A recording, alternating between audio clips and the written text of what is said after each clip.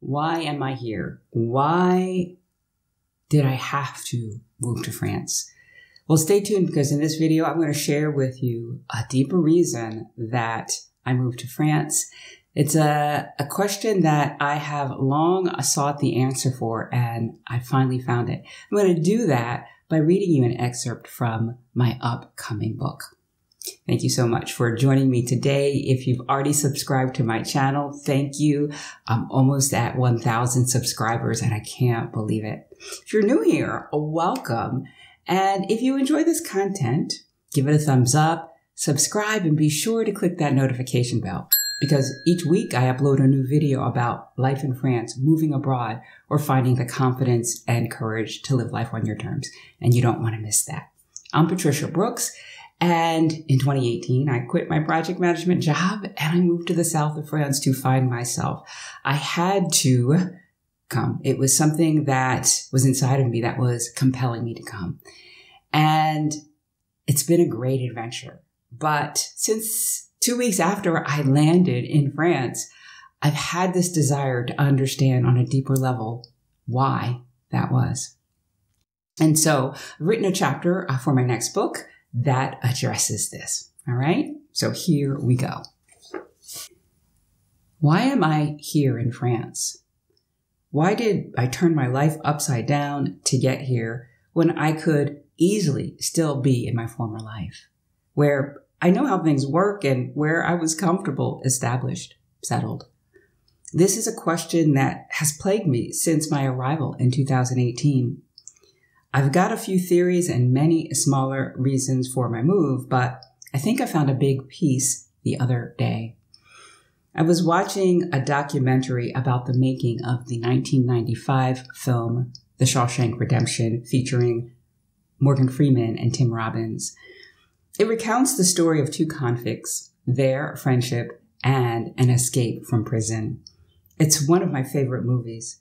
In seeing the clips from this movie that I'd long forgotten, I understood more deeply why I had to get to France. I wanted to live in a French-speaking country to become fluent in French, experience new things that stretched me personally, and be in a place that felt good to me. Was that enough? Well, it was until it wasn't.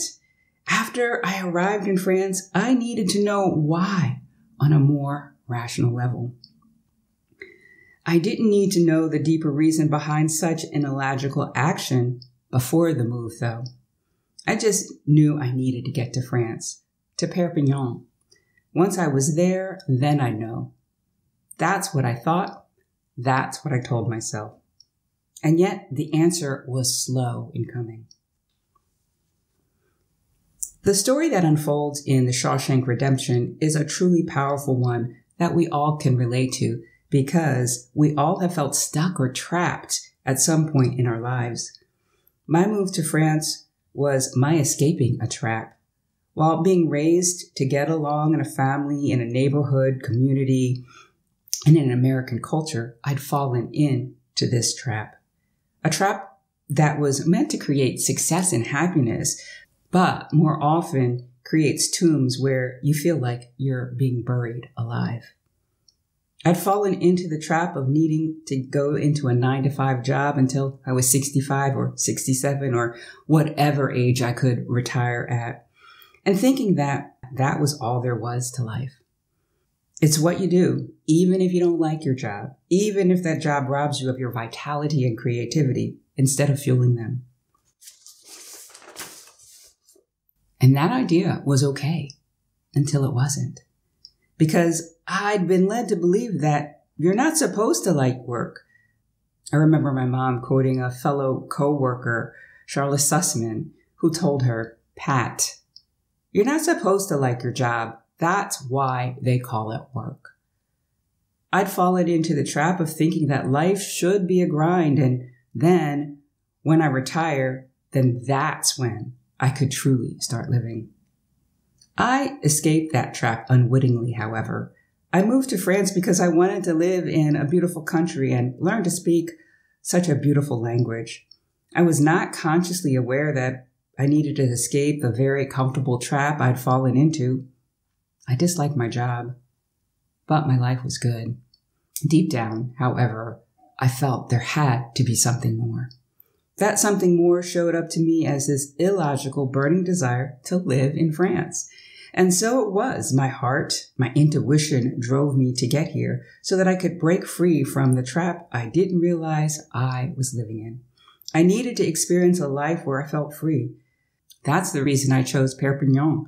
When I arrived there for the first time, I felt this overwhelming feeling of freedom. And I knew that was where I needed to be.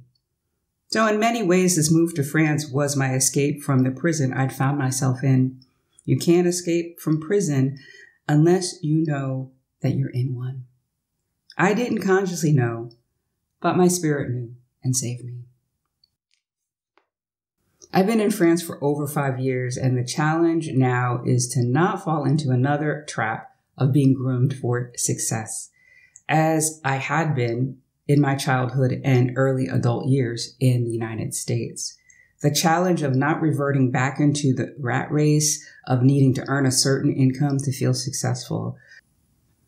The task of not allowing routine to cloud the amazing possibilities that still lie in store for me, because old habits die hard. The Shawshank Redemption is an important reminder of why we are here. To get busy living or get busy dying. And that's what I did when I moved from my former life, which had served me well until it didn't, into this new one. I got busy living.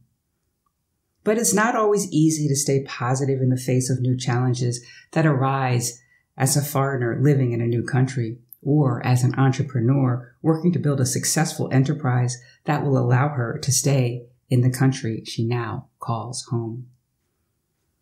When doubt and anxious thoughts creep in, and they still do from time to time, I'm heartened by another quote from the movie. There is a scene in the movie where Red, Morgan Freeman's character, decides to run away from his work release program. He goes to the remote spot where his friend Andy instructed him to go years earlier, and he finds a little metal box with some cash and a letter in it.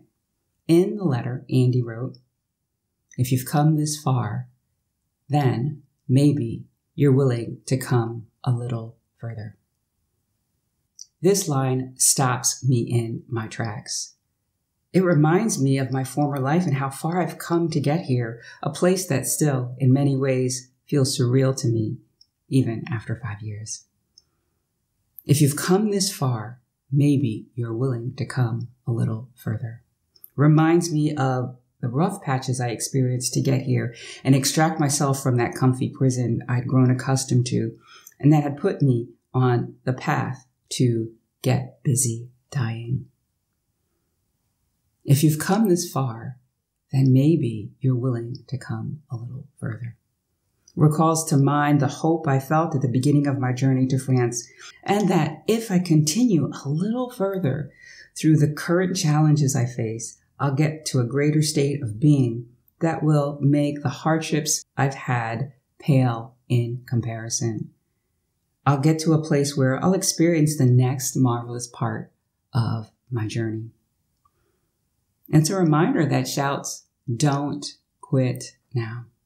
There is another scene in the movie where Andy is telling Red his dream of getting out of prison and moving to Mexico and starting a hotel where he offers fishing tours in a boat that he has salvaged and fixed up. His friend Red cannot imagine it and tells Andy, "I don't think you ought to be doing this to yourself, Andy. This is just shitty pipe dreams. I mean, Mexico is way the hell down there, and you're in here, and that's the way it is." Andy replies, "Yeah, right. That's the way it is. It's down there, and I'm in here. I guess it comes down to a simple choice, really. Get busy living or get busy dying." We all have been conditioned in some form or fashion. We've been institutionalized, as the film calls it, but we don't have to remain that way. What wonderful pipe dreams have you placed on a shelf because you've been conditioned to believe that it's not realistic and that what you've got is good enough? A move abroad, slow travel, starting a business, writing a book. Fill in the blank here, and then remind yourself that life is now and it is meant to be lived. If you've come this far, come a little further. So that is an excerpt from my upcoming book. Don't know when it's going to be released, but I would like your feedback. What comes up for you? What are you still curious about? Let me know in the comments. Now, I'm all about finding the confidence and courage to live life on your terms, because if you don't do that and you have dreams that are on the shelf, then you're not really living. And so I help women who want to make a move abroad confidently and sustainably do so. And if you're interested in perhaps working with me, or maybe even just talking out some things you've got on your mind about a move abroad, then let's have a conversation. I'm going to put a link to my calendar in the description where you can find time. I also wanted to share with you that while I don't know when my upcoming book is going to be published, it's a ways out there. If you're interested in reading something I've written, I've got 2 books out there, and they're available in English and in French. And one is called Growing Bold, and the second is called Live a Bold Life. And in French, the titles are Vivez une vie d'audace and Aie d'audace. So you can find that on Amazon. I'll put a link to them in the description so you can go get your copy. All right. So that's all I have. I really wanted to share this. It's been a long time since I've been writing, and this is giving me commitment to write on a more regular basis so I can get this book out and to you. If you like this video, give it a thumbs up, share it with friends. Be sure to subscribe, and I will see you again next time. Bye for now.